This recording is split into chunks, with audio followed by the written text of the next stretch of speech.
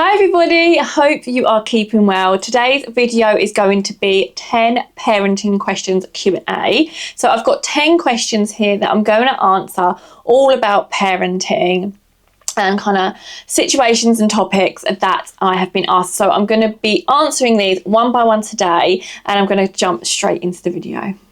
Hi, my name is Claire. If you don't know, I have two children. So I have Amelia, who is 5, and I've got Theo, who is 2.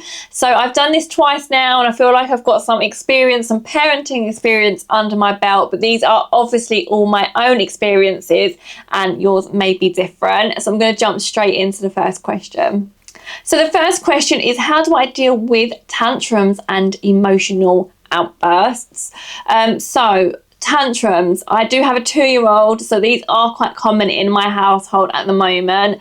Definitely with Theo, he can be quite challenging and emotional at times. I do feel a bit sorry for him being the second child. He is kind of dragged around with us wherever we go. So if we got obviously drop Amelia to school, he's kind of like, taken along and dragged to that in the pram, and then again with picking up, she's got clubs and swimming and things like that. So I understand that sometimes it can be quite boring for him, but I do try to make it as fun and interesting as possible. But sometimes there are outbursts and tantrums where he just doesn't want to do things. He wants to stay at home and play, but definitely try to resolve these as quickly and as calmly as possible.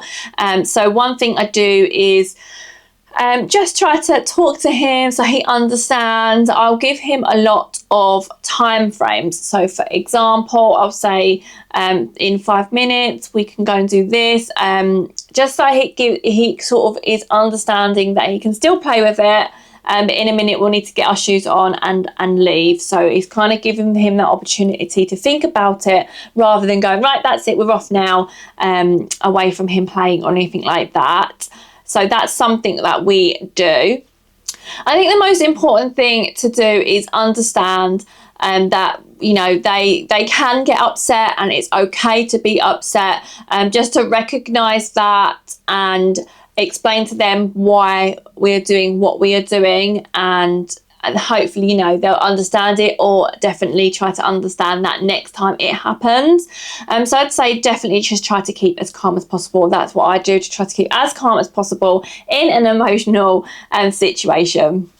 Okay, so next question, what are your tips for getting your kids to eat healthily? Now, I have to say I am very lucky that both of my children, I would say, eat very well. They've definitely got a broad range of foods that they like, don't get me wrong. Some fruits, they both like fruit, but some vegetables they're like, no, don't want to go near it. But Amelia, who's 5, she will give everything a really good try.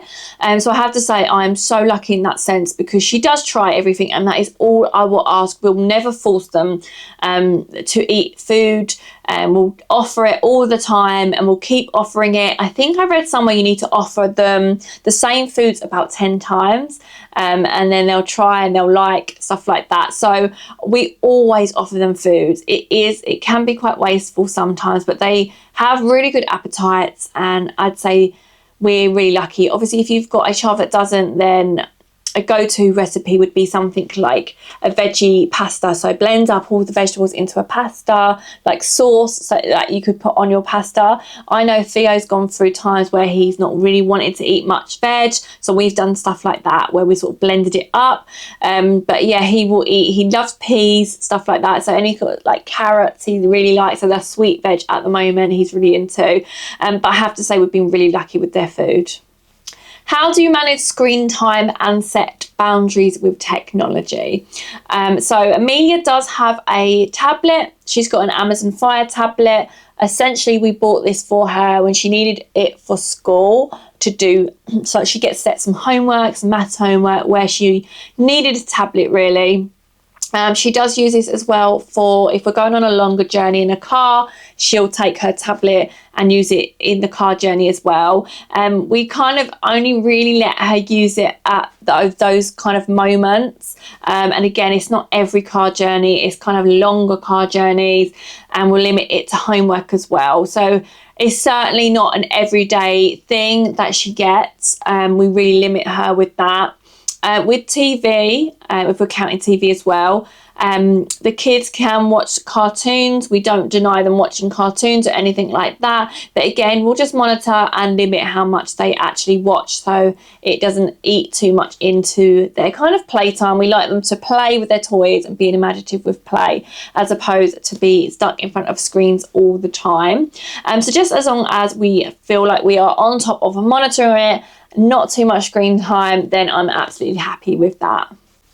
What's your bedtime routine like, and how do you get them to sleep through the night? So I've actually made a how you get your toddler to sleep through the night video, so I'll link that one for you up here and in the description, so you can go and watch that one after in more detail. Both of our kids are really, touch wood, really good sleepers, and will go to sleep on their own without any aid. We won't be sitting in the room hushing or shushing or anything like that. So they'll be put in their beds or cot, and they'll go off to sleep.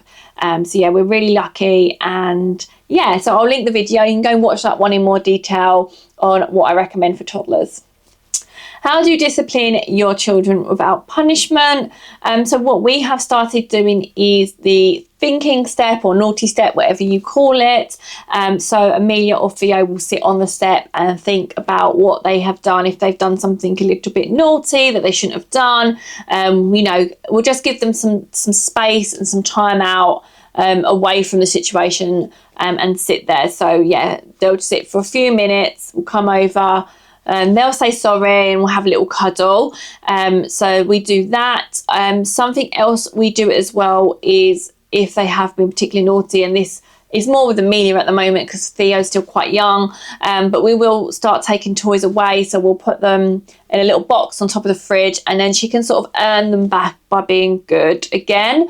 So if she has done something that's quite naughty, we'll say we're taking away a toy, and that will go on the fridge. So she'll have to earn that back. But I mean, she is generally such a good girl, so she does kind of get them back in no time. But that is, if she goes past the boundaries that we set, that is what we do. What are some of the fun and educational activities you recommend for toddlers and older children? So I have actually made a how to entertain your 1-year-old and how to entertain your 2-year-old video. So you can definitely go and check those out. There are so many different activities. I really love being creative with the kids. Amelia in particular, for my older one, she is so into crafts and colouring, and for her Christmas and birthdays she's got a few kits that they sell in the Works and places like that, where she can be crafty and make things. So I think her latest one she did was kind of to make those little jelly arts, so she's filling them with all different colours into the gels. She loved that. She's also made key rings. She loved doing that. So anything crafty with Amelia. She loves colouring in, so anything with pens, pencils, papers, anything that she can make something, stick, glue, colour. She spends so long doing that. So I'm so pleased she kind of likes arts and crafts, because I do as well. She loves doing that. Theo, at the moment, he loves water play, he loves Play-Doh, anything imaginative and creative, but he also just likes helping us as well. So he's up at the countertop helping us cooking, or mixing or baking, things like that. So he really likes to get involved at the moment. He's at that age where he just wants to help and be involved in everything that we're doing. How do you find time for yourself whilst managing family responsibilities? Okay, so I have to say we are incredibly lucky that we have my parents that help out a lot with the kids. So we, if we feel like we need some time for us, which I also want to prioritise time for me and Sam as well, then luckily, my mum and dad are on hand. If we, they can take them out for a day for an hour and whatever that might be, so we can get some time to do, a date day or something together. If I want some me time personally, then we'll just tag team between me and Sam. So Sam will go out with his friends and I'll have the kids, and vice versa. So we get some time for just us as well, because that is so important as well. You are a mum or a dad, you are a parent, but you also want to feel, you know, like you as well, and you have that time. Because I think definitely becoming a parent, that can fade away quite quickly. Now Theo is 2 years old. He's our youngest. I definitely feel like, you know, we're definitely getting that back a little bit now. So, you know, I don't feel so guilty if my parents have them a little bit more, because they're a little bit older. And you know what? They get so spoiled with Nan and Grandad anyway. They absolutely love spending time with them. What's the best piece of parenting advice you have ever received? Okay, so for this one, I'd say trust your gut. Especially as a new parent, you might think you're not sure, but I think parent instincts take over, and you just know your child, and every child is different. You know, one child to another, they're all different, but I think just trust your gut, trust your instincts, and yeah, you'll kind of know what you're doing. Or if you're, you know, your child is unwell, whatever it may be, you know, just absolutely trust your gut on that one, because you know your child. How do you encourage sibling bonding, and how do you reduce sibling rivalry? So for this one, I would say our two actually are really close and they love each other. Theo just follows Amelia around all the time, completely copying her. They're in stitches, laughing at each other. Like, they actually belly laugh at each other, and it's the cutest thing to watch. Like, he really looks up to her already. But rivalry at the moment, I'm not seeing any rivalry. They're still quite young. Obviously, there's kind of bickering and fighting over toys, but obviously that's just so common at their age. They just want the same thing.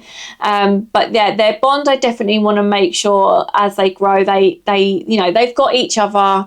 They watch out for each other's back, because they'll always just have each other. So I just want to make sure that they stay as close as they are now as they get older. That's definitely really, really important to me.